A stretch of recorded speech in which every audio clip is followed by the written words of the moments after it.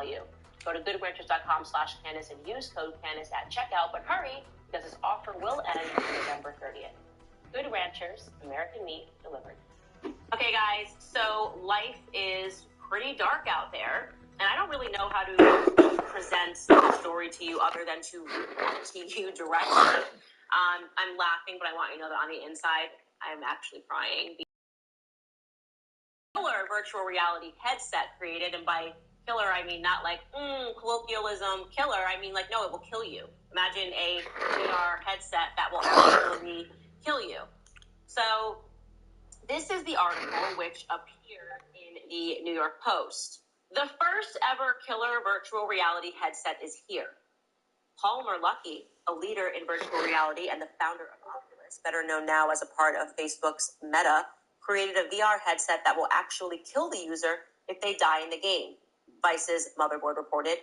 Players put on a Neve Gear virtual reality headset and open the new game, which is called Sword Art Online, which is based on the Japanese anime and novel of the same name. The players must fight their way through a 100-floor dungeon to escape a mad scientist's virtual world. The device is connected to 3 explosive charge modules above the screen that are aimed at the player's forehead.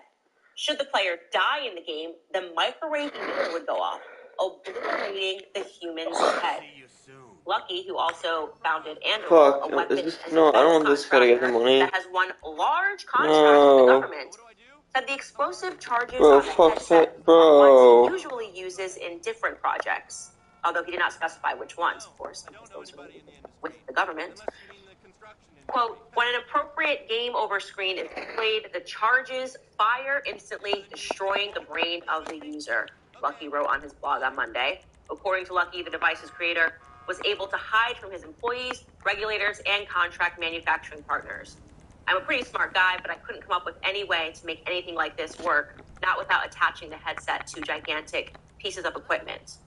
But you guys, don't worry, this article also says, because the headset is not available to buy. Okay, won't be worried that, I guess, if it's not available to buy. I don't know why, but I'm still feeling pretty worried. I don't know why this still feels very wrong and dystopian to me. And I could just see kids and teenagers and mentally ill adults that are chasing a never-ending high wanting to engage in this. I don't know why this feels like an episode of Black Mirror. Oh, I know, because it is. There has been episodes of Black Mirror exploring virtual reality and people giving themselves that virtual reality and wanting to stay in a virtual reality forever. So why not live and die with virtual reality? The mind of the individual that created this concerns me. The idea that this individual also has government contracts concerns me. That they won't specify why certain technologies that are used have already been used concerns me. So no, I'm not feeling like I should not worry at all. I think keep an eye on the space. I keep telling you guys the dangers of virtual reality as it returns to pornography. Now we're talking about a defense system for your head, not a defense, an offense system on your head, which could actually kill you. Let's keep that conversation going. Be very, very concerned, especially if you are a parent. That's why I never want my child to play video games, because I can see the direction in which video games are headed. Okay, I want to take a moment to talk to you guys about ExpressVPN. You know I love this company because they keep my internet data secure. We all know big tech spies on our online activity, but have you ever heard of data brokers? They're the people who are collecting and selling all of your online data. Data brokers stitch together detailed profiles of your online browsing history, then sell that profile to advertisers. And you might be surprised to learn that data brokers also sell your information to the Department of Homeland Security and the IRS. For all of these reasons, I protect my online activity with ExpressVPN. ExpressVPN hides your IP address, making it much more difficult for data brokers to identify who you are and create that profile. ExpressVPN also encrypts 100% network data to keep your data safe, even on public Wi-Fi. I have ExpressVPN downloaded on all of my devices, including my home Wi-Fi router. It's very simple to use. All I have to do is click one button to turn it on. Protect your online activity with the best VPN money can buy. Visit expressvpn.com/Candace and get 3 extra months free. But you can only get it through my special link. That's expressvpn.com/Candace. expressvpn.com/Candace to learn more. All right, guys, fun time. I'm going to jump into the comments like Brett Cooper.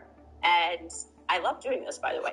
Great. One thing that I loved was yesterday on the show, I dropped a little silent bomb. You know, I talked about the letter Q. And the comments were really funny, listening to people grapple with this conversation I have with my husband. One commenter said Candace definitely was high. I was not high. I don't smoke pot. I don't smoke. I don't do drugs.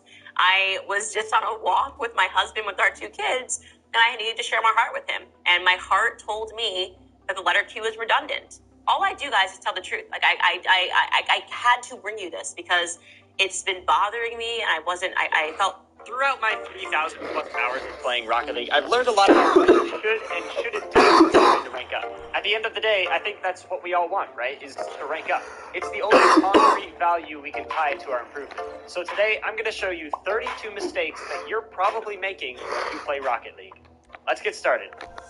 Mistake number 1 is only using unlimited boosts in free play. This is one of the most invisible mistakes you can make because there's no immediate backlash for doing it. It's something that holds you back over time. For me personally, I never really messed around with unchecking this box here in the settings until I was around Champion. Once I did that and I realized how much slower I was in free play, I immediately knew there was an issue. So if you haven't done it in a while, turn off unlimited boost in free play for the next few days. It'll force you to be more mindful of your boost usage when you're practicing mechanics. You'll be thanking yourself later when you're in a real game and you barely have enough boost to reach that double tap. Mistake number 2 is overfilling boost. This is the idea of collecting more boost from a pad than you have room for. Obviously, overfilling your boost isn't a bad thing in itself. You don't get penalized for it or anything, but it's a sign for a lot of people that you're leaving the play more often than you need to.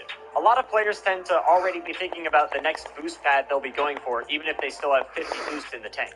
This is a bad mentality because you can get to pretty much any ball already with the 50 boost you already have. And you can get back up to 86 boost within a couple seconds most of the time by just collecting 3 mini pads. The only time you should consider overfilling your boost on purpose is if you're trying to starve your opponents. Other than that though, a good rule to follow is to try and keep your total boost overfilled to the smallest amount you can. Mistake number 3 is improvising too much. What I mean by this is specifically about mechanics and most often in training. I tend to see a lot of players try and set up a shot where they don't have anything particular in mind. Then once the time comes where they do have to shoot it, they just shoot it in whatever way they find easiest or most comfortable. This way of thinking makes the improvement process way slower. If you're just doing shots based on whatever feels most comfortable when the moment comes, you won't be learning anything particular that fast. In a real game, you'll be forced to hit specific types of shots in specific moments. So when you're practicing in free play and you decide to take it up the wall, make sure you have a specific plan in your head before you actually do it. This will apply positive and negative reinforcement more accurately in your brain. This leads me into the next mistake, which is not practicing something specific. When you're warming up, it's okay to just go in free play and practice all sorts of stuff. You're just trying to get used to all the movements your car can make, and that's totally fine. But when you're actually trying to train and get better and not just warm up, you should always be practicing a specific mechanic or skill. Just going in and practicing aerial control in general can only get you so far. Once you reach a certain point, you need to start practicing specific skills like 45-degree flicks or double taps from the sidewall. You'll notice a lot of these skills overlap as you practice them too. Like when you practice air dribbles for a bit, wall aerials become easier for you. It all revolves around the idea of building up your skill set so you have more options in a real game. Mistake number 5 is